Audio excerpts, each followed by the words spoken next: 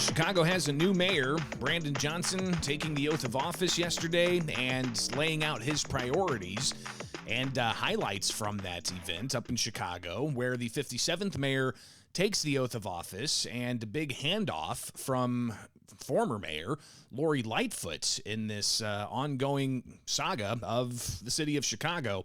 Here's how that played out yesterday up in Chicago during the ceremonies, and I'd love to hear your thoughts at 217-629-7970 here on WMAY.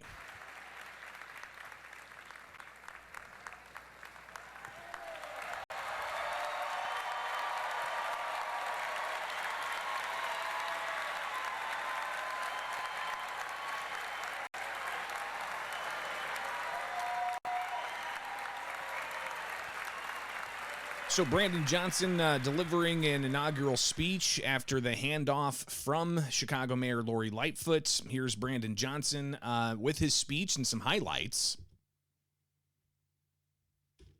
Now, look, I'll be honest with you all. This is still very, very humbling for me. Because I have to tell you, growing up, I never imagined I could be on a stage like this. Growing up one of 10 in a working class family, it teaches you a lot about things. But I never could have foreseen this. Now, make no mistake about it, that doesn't mean that I'm not prepared.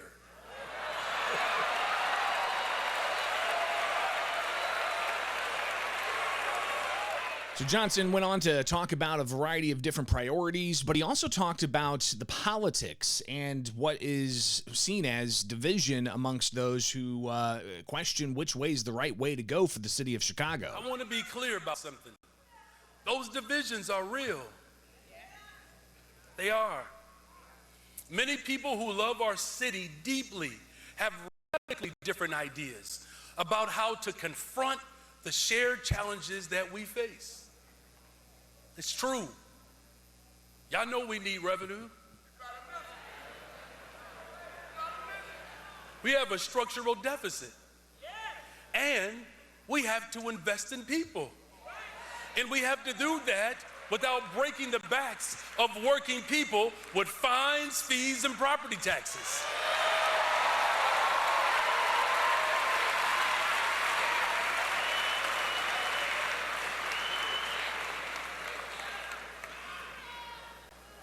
You can't make people feel bad because they have a payment plan.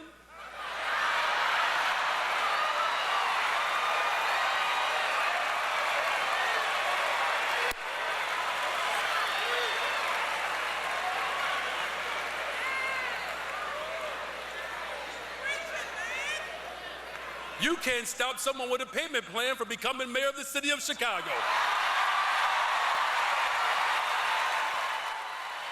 One of the controversies during the election was that Johnson had city debt that he had a payment plan for. Oh, my help is coming this morning. But too many Chicagoans, though, fear for their safety.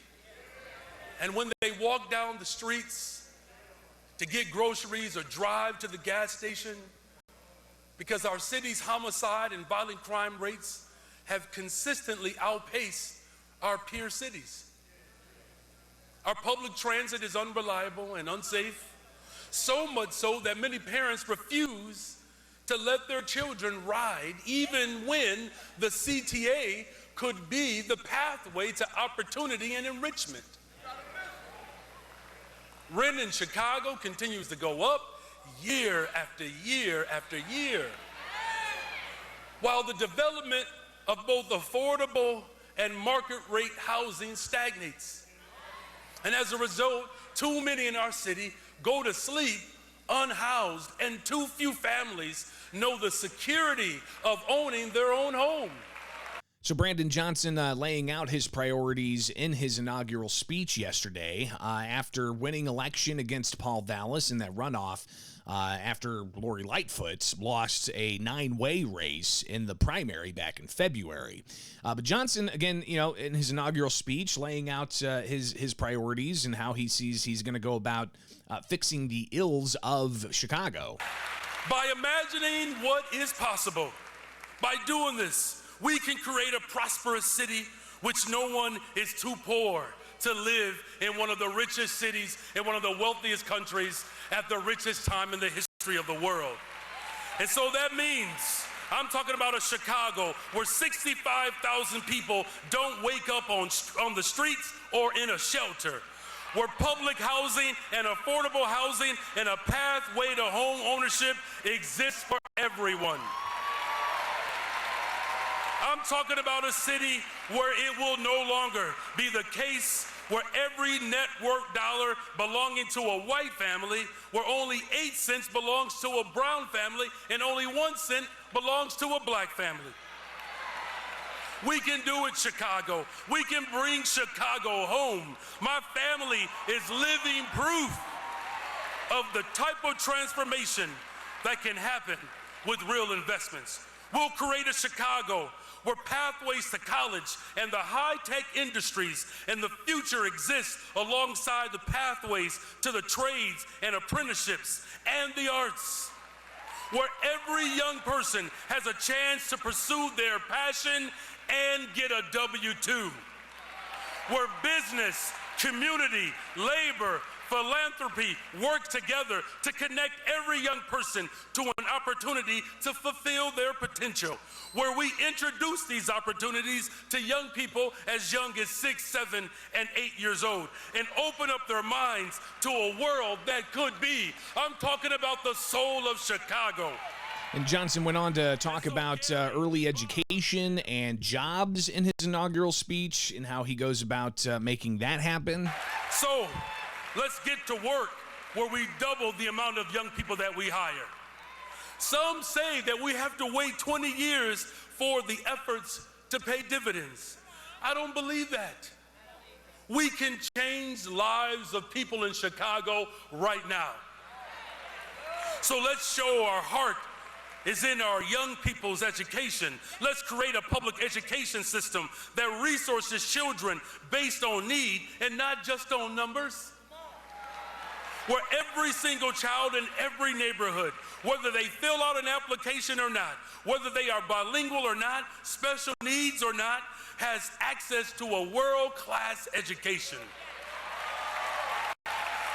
Let's have a system that respects its parents, educators, and school employees, where the president of the Chicago Teachers Union and SEIU Local 73 and the CEO of the Chicago Public Schools can work together to advocate for more resources for all of our children.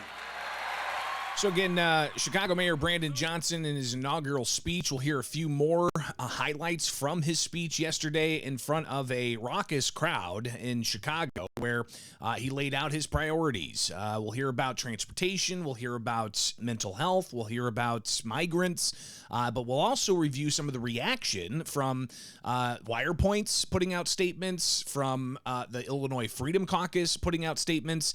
So we'll get to that coming up next here. And I'd love to hear your thoughts at 217-629-7970. Again, 217-629-7970. It is Springfield's Morning News on 92.7 WMAY, Springfield's News and Talk.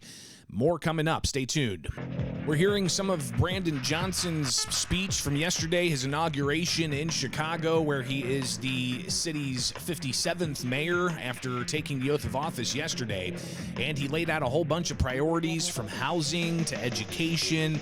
And he even talked about the importance of focusing on mental health. Here is Brandon Johnson addressing that concern. So let's bring together the private sector, the public sector, the county, the state, and the federal government to find the best solutions for delivering these services, including reopening our mental health care centers across the city of Chicago.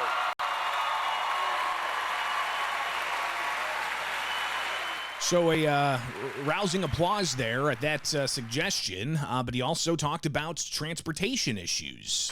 We can secure safety and convenience for cyclists while making significant investments in the reliability, the safety, and the connectivity of our buses and trains in every single neighborhood. These investments won't just benefit our economy, they'll result in a safer, more livable city for all of us. So Johnson goes on to talk about the issue of migrants coming to the city of Chicago, how the city has strapped resources, but he says that they're going to find the ways to manage that issue of an influx of migrants coming from the southern U.S. border. We know the strength of a city is determined by how we treat the most vulnerable.